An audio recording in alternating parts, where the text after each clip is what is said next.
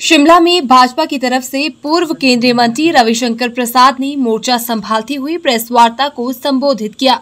पूर्व केंद्रीय मंत्री एवं सांसद रविशंकर प्रसाद ने कहा कि चाहे केंद्र में नरेंद्र मोदी की सरकार हो या हिमाचल में जयराम सरकार हो, हम सबके साथ सबके विकास की बात करते हैं। भाजपा ने महिलाओं, अनुसूचित जाति, जनजाति और तमाम वर्गों के लिए काम किए हैं।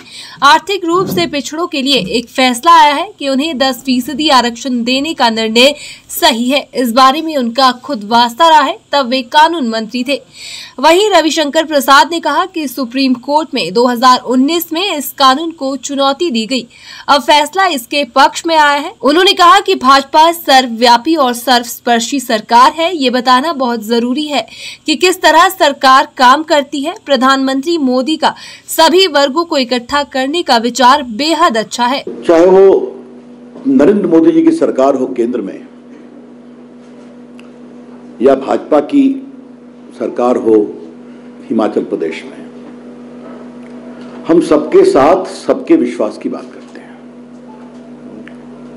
और आपने देखा होगा कि गरीबों, पिछड़ों, अति पिछड़ों, शेड्यूल कास्ट, शेड्यूल ट्राइब की जितनी चिंता नरेंद्र मोदी जी की सरकार ने की और यहां पर भाजपा सरकार ने की, ये सबों से हम सभी परिचित हैं।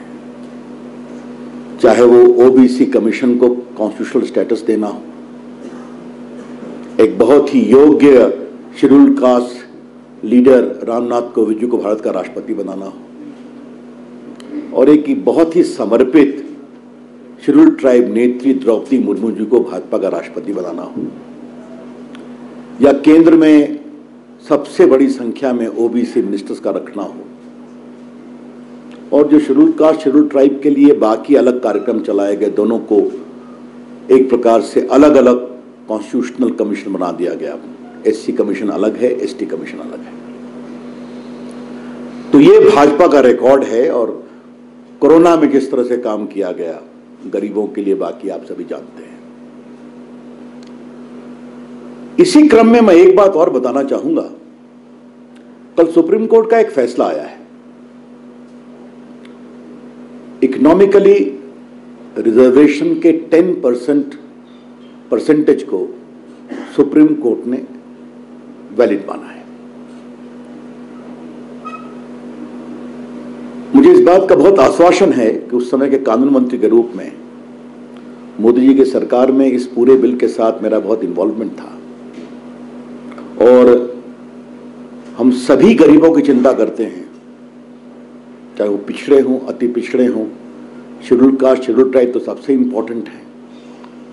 भाजपा के सबसे बड़ी संख्या में एसटी एमपीज भाजपा के हैं, एससी एमपीज भाजपा के हैं, ओबीसी एमपीज भाजपा के हैं, और इसी प्रकार से विधानसभा में हमारे एमएलएस भी हैं, मिनिस्टर्स भी हैं। लेकिन एक कैटेगरी थी जो इकोनॉमिकली वीकर सेक्शंस थी समाज की, नॉन रिजर्व कैटेगरी में, उनकी चिंता कौन करेगा। इसलिए पूरे विचार के बाद भारत के संविधान के आर्टिकल 15 और 16 में प्रावधान किया गया कि हम 10% इकोनॉमिकली वीकर सेक्शन के लोगों को भी रिजर्वेशन देंगे। लेकिन ऐसा करते समय जो एग्जिस्टिंग रिजर्वेशन है ओबीसी का, एससी का और एसटी का, इसको कोई टच नहीं किया जाएगा। विदाउट एट ऑल टचिंग और tinkering with the existing reservation for the schedule caste, schedule tribe and OBC, a separate category shall be crafted for economically weaker section. आपको मालूम है कि देश में जो भी रिजर्वेशन है वो 27% ओबीसी के लिए है, 15% शेड्यूल कास्ट के लिए है और 7.5% शेड्यूल ट्राइब के लिए है। This makes 49.5%। उससे अलग कैटेगरी बनाई गई और वो संविधान में ही बनाई गई। तो सुप्रीम कोर्ट में चैलेंज हुआ, ये लॉ 2019 में बना था, लेकिन सुप्रीम कोर्ट में सुनवाई में 4 साल लग गए और आज ये वैलिड हुआ है। तो हमें बहुत गर्व है कि नरेंद्र मोदी सरकार जो सबका साथ सबके विकास की बात करती है,